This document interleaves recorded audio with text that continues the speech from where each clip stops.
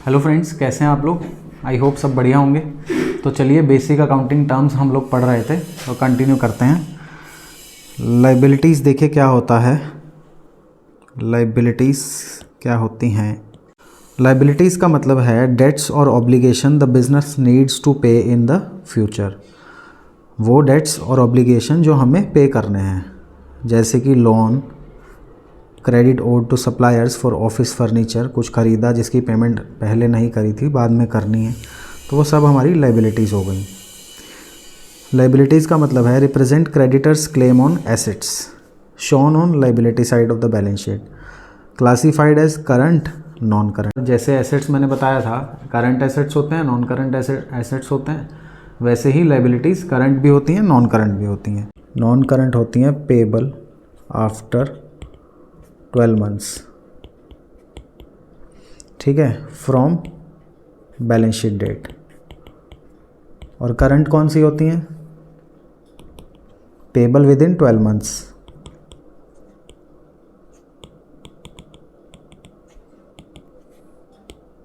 Current कौन सी हो गई? पेबल विद इन 12 मंथ्स, या फिर हम इसको बोल सकते हैं और एक्सपेक्टेड टू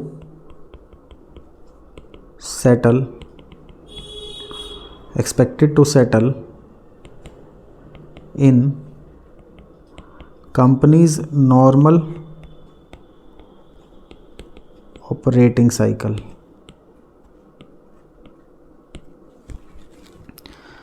करंट होती हैं जो 12 महीने के अंदर अंदर हमें पे करनी है, या अपने ऑपरेटिंग साइकिल के अंदर अंदर हमें पे करनी है। ऑपरेटिंग साइकिल मैंने आपको बताया था क्या होता है, cash conversion cycle.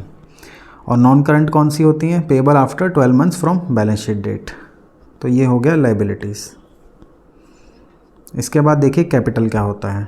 Amount invested by the owner in the business, चाहे कैश लेके आए ओनर, एसेट्स लेके आए। कैपिटल क्या होता है?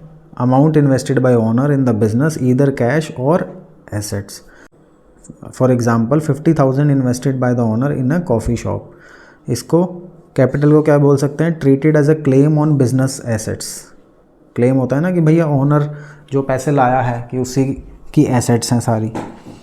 Shown on liability side of the balance sheet, capital को लाइबिलिटी साइड में दिखाया जाता है, तो ये कैपिटल होती है। इसके बाद सेल्स क्या होता है? सेल्स होता है टोटल रेवेन्यू फ्रॉम गुड्स और सर्विसेज सोल्ड टू कस्टमर्स। जो गुड्स बेचते हैं हम कस्टमर्स को, उससे जो पैसा आएगा उसको सेल कहेंगे। कैश सेल भी हो सकती है, क्रेडिट सेल। अगर कैश में सेल किया है तो कैश सेल हो गई, उधार में बेचा है तो क्रेडिट सेल हो गई, ठीक है। सेल क्या होता है? जो हमने गुड्स बेची उससे जो पैसा आया उसको सेल बोलते हैं। रेवेन्यू का होता है, बिज़नेस ज़रूरी नहीं है सिर्फ सेल ऑफ गुड्स से ही पैसा कमाए। ज़रूरी नहीं है कि कोई बिज़नेस जो है वो सिर्फ गुड्स बेच के ही पैसा कमा रहा है। हो सकता है उसकी और इनकम के साधन भी हैं, जैसे कहीं से रेंट आ रहा है, कहीं से कोई और इनकम आ रही है, डिविडेंड आ रहा है, कहीं इन्वेस्ट कर रखा है पैसा, वहाँ से इंटरेस्ट आ रहा है, डिविडेंड आ रहा है, वो सब इनकम भी इंक्लूड कर लें तो उसको रेवेन्यू कहा जाएगा। तो revenue is a broader term which include sales also.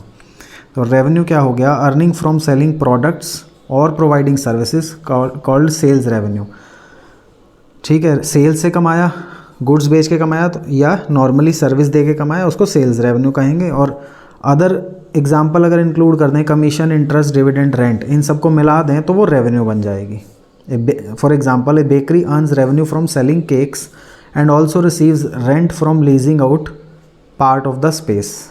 तो जैसे कोई बिजनेस है वो अपना काम तो कर ही रहा है, उसने कुछ स्पेस उसके पास खाली पड़ा है वो किराए पे दे दिया, उससे जो रेंट आया वो भी रेवेन्यू का पार्ट है। तो रेवेन्यू में सेल्स रेवेन्यू भी हो सकती है, अदर रेवेन्यू भी हो सकती है, ठीक है। तो revenue is a broader term. For एक एग्जांपल दे रखी है, this refers to income generated from selling products in the shop. Sales का मतलब बताया है कि जो प्रोडक्ट्स बेच के कमाया या सर्विस दे के कमाया, जो हमारा मुख्य काम है वो करके कमाया, वो सेल्स हो गई। जैसे 300 आइटम्स बेची, एवरेज प्राइस ऑफ 500, 1.5 लाख की सेल करी, रेवेन्यू क्या होगा? This includes all income generated by the business in addition to sales. जैसे 20,000 आए renting out a small part of your shop to a local artist, 5,000 आए selling beverages and snacks to customers. तो इन revenue का क्या मतलब हो गया?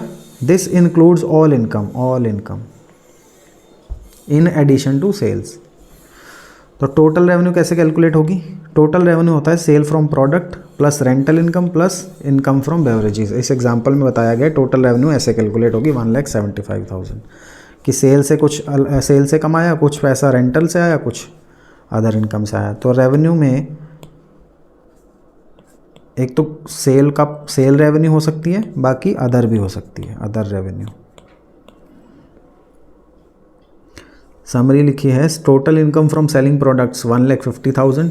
रेवेन्यू क्या हुआ? Total income from all sources including sales, rental income and other earnings.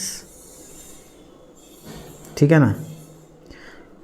Conclusion क्या निकला? Sales are the earnings specifically from selling products while revenue represents the overall income from all business activities providing a fuller picture of financial performance. तो revenue और incomes भी include करके चलती है।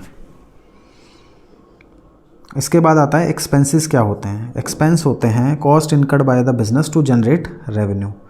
Example rent, wages, utility bills, depreciation, ये सब expenses हैं। ठीक है। एक्सपेंसेस क्या होते हैं? ऑपरेशनल कॉस्ट लिख सकते हैं हम, ऑपरेशनल कॉस्ट हो सकती है। एक्सपेंसेस होते हैं ऑपरेशनल कॉस्ट। एक्सपेंडिचर क्या होता है? Expenditure again is a broader term. इसमें रेवेन्यू एक्सपेंडिचर भी आ जाएंगे, कैपिटल एक्सपेंडिचर भी आ जाएंगे। ठीक है। स्पेंडिंग मनी और creating liability for some benefit, service और asset. Types of expenditure, revenue expenditure, capital expenditure.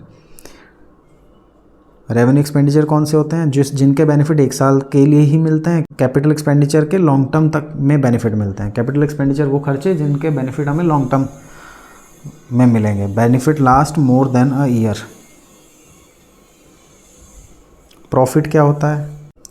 Profit क्या होता है? Surplus when revenue exceeds expenses in an accounting period. Profit का मतलब है कोर ऑपरेशंस से जो कमाया।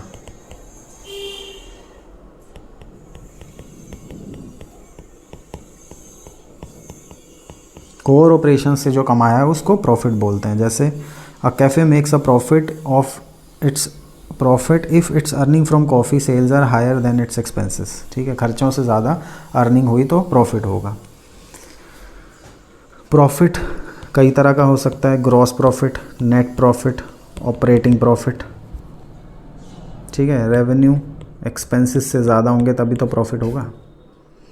गेन क्या होता है? गेन और प्रॉफिट में कंफ्यूज नहीं होना है। गेन क्या है? Profit from incidental events not core business activities.